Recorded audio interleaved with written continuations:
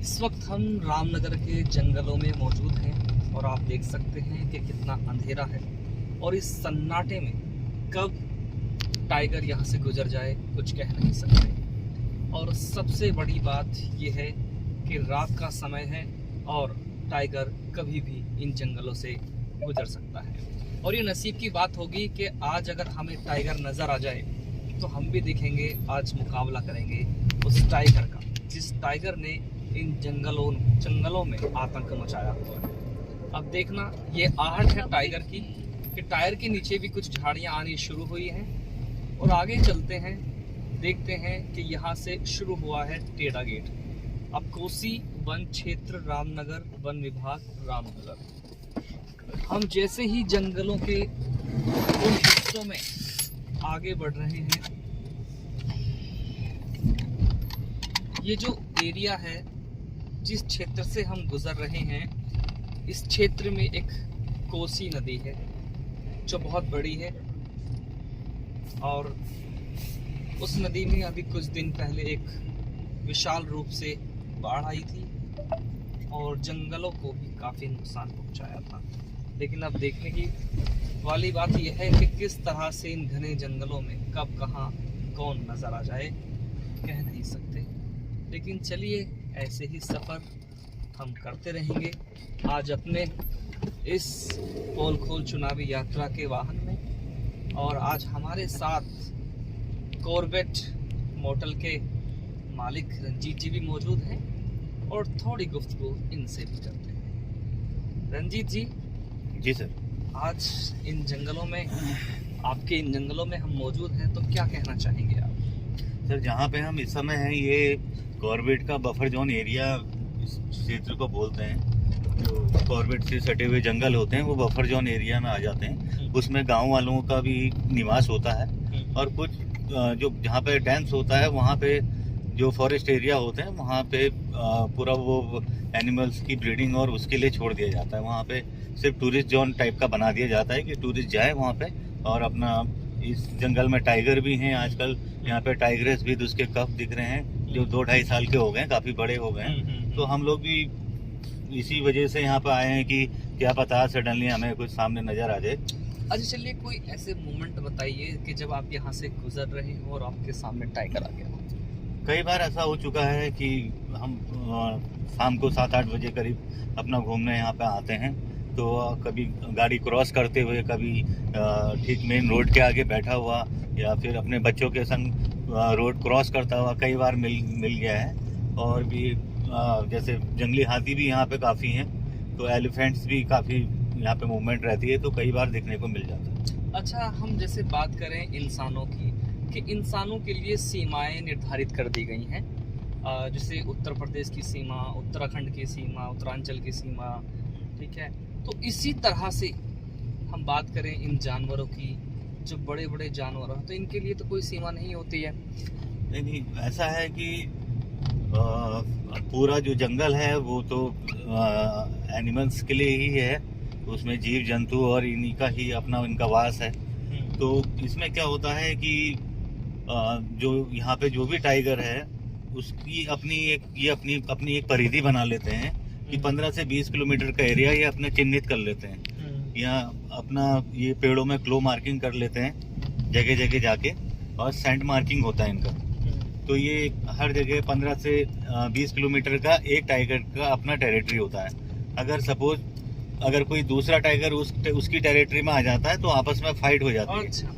और तो आपस में फाइट जब होती है तो दोनों में से लेते हैं। हाँ, दोनों में से एक ना एक को मरना जरूर होता है।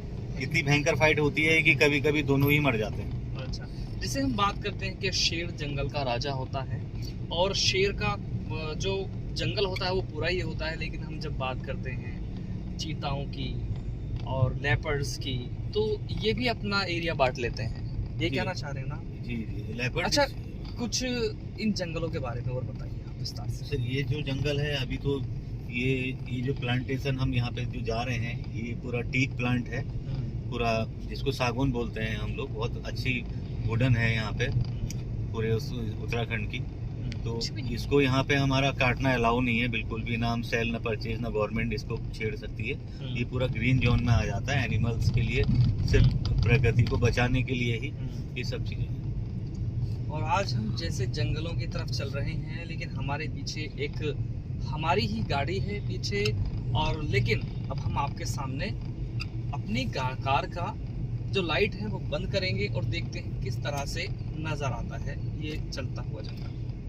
देखा, बिल्कुल ब्लैक काला काला नज़र आ रहा है। अब हमारी जो टीम है, कुछ ऐसे लोग भी हैं जिनको डर लगता है, उनकी वजह से हम लाइट को ऑन कर देते हैं। ये हमने लाइट ऑन कर दी है, अब तो चल ही रहे हैं। अच्छा, अब जाने जैसे कि फॉरेन से यहाँ लोग घूमने के लिए आते हैं, पर्यटक घूमने के लिए आते हैं, और घूमने के साथ साथ बहुत सी हॉलीवुड मूवीज़ है जो यहाँ पर शूट हुई हैं। तो कैसा लगता है यहाँ के लोगों को, किस तरह का प्यार यहाँ के लोग उन लोगों को देते हैं? यहाँ के जितने भी लोग हैं सब बाहर के लोगों को कोऑपरेट करते हैं, और जो भी यहाँ पे मूवीज़ वगैरह उस टाइप का यहाँ पे जो जितने भी कुछ भी प्रोग्राम्स होते हैं, वाइल्ड लाइफ मूवीज़ वगैरह बनती हैं, तो उसमें लोकल को भी काफ़ी अच्छा खासा बिजनेस मिल जाता है। और अच्छे यहाँ पे होटल रिजॉर्ट्स हैं, 5 स्टार होटल रिजॉर्ट्स हैं, जो उनके रुकने की भी यहाँ पे सारी सुविधाएं हैं। तो फॉरेस्ट डिपार्टमेंट में उनका जो जितना भी ये डॉक्यूमेंट्री फिल्म्स या वैसे जो फिल्म्स बनती हैं, तो उनका भी एक इन्होंने चार्जेस रखा हुआ है कि 25,000 पर कैमरा का, तो वो अपना पर डे का चार्ज, तो वो गवर्नमेंट से उनका परमिशन लेके हम यहाँ पे कभी भी शूट और बहुत अच्छी सी मूवीज़ वगैरह डेवलप कर सकते हैं। यहीं पे द फॉरेस्ट मूवी आई थी, जावेद जाफरी, नंदिता सेन का, इसी सीताबनी गेस्ट हाउस यहाँ से आगे है, 10 किलोमीटर आगे, 12 किलोमीटर करीब। तो वहाँ पे उन्होंने पूरा शूट करा था। बाहर से लेपर्ड आए हुए थे, वो लेपर्ड के ऊपर डिपेंड थी सारी मूवी। अच्छा। एंड फिर काल मूवी आई अजय देवगन और जॉन अब्राहम वाली, तो वो भी सारी शूटिंग इसी एरिया की थी। तो उसमें भी टाइगर वगैरह कॉर्बेट के बहुत अच्छे दिखाए, और बहुत अच्छा लोगों ने उसको फिल्म को भी बहुत अच्छा, और अभी तक उसकी रिंग टोन्स और सब चीज़ें वो अभी तक चलती हैं। अच्छा, हम थोड़ी जानकारी लेते हैं, जैसे कि आपके जो फादर हैं, हाँ, तो वो इस जिम कॉर्बेट के एक गाइड के रूप में रहे हैं, उन्होंने गाइडेंस दिया है यहाँ के, मतलब जो बाहर लोग घूमने आते थे, तो उनके बारे में थोड़ा सा। तो जो मेरे फादर हैं वो एज ए नेचुरलिस्ट हैं, यहाँ पे गाइड हैं।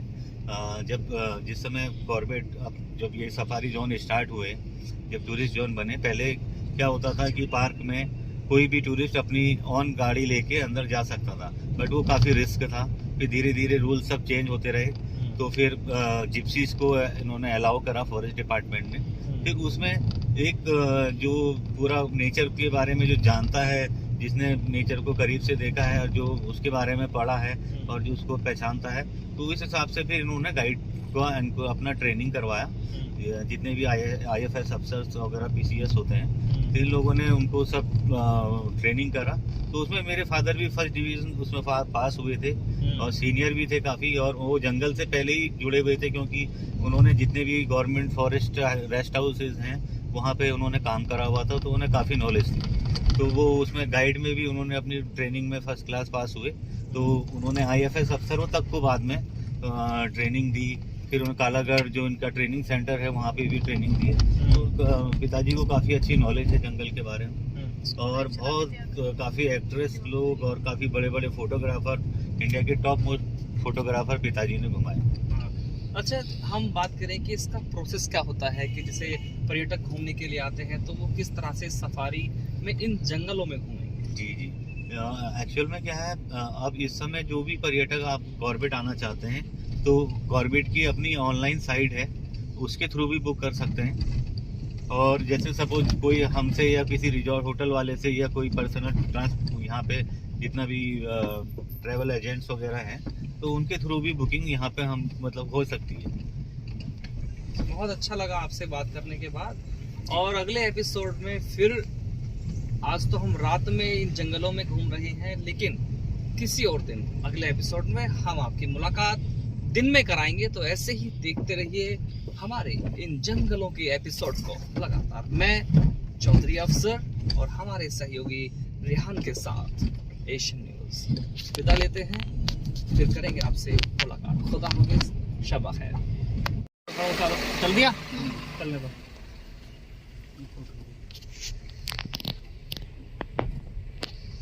ये वाला ले लेना, पहाड़ी वाला, ये वाला दिखाई देंगे घर देखने। हाँ लिखा चलो।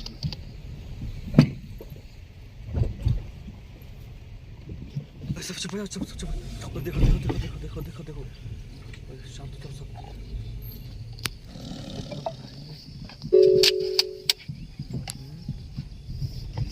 बस बस तो रोक दो, तो नहर के वहाँ का लेना।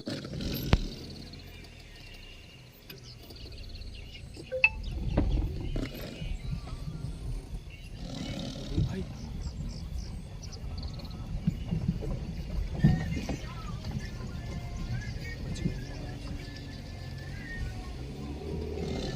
हटेगा कैसे यहाँ से?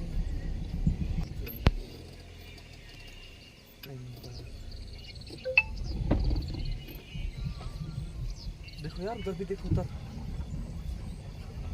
कितना बड़ा ये है। ओ तेरी माय गॉड।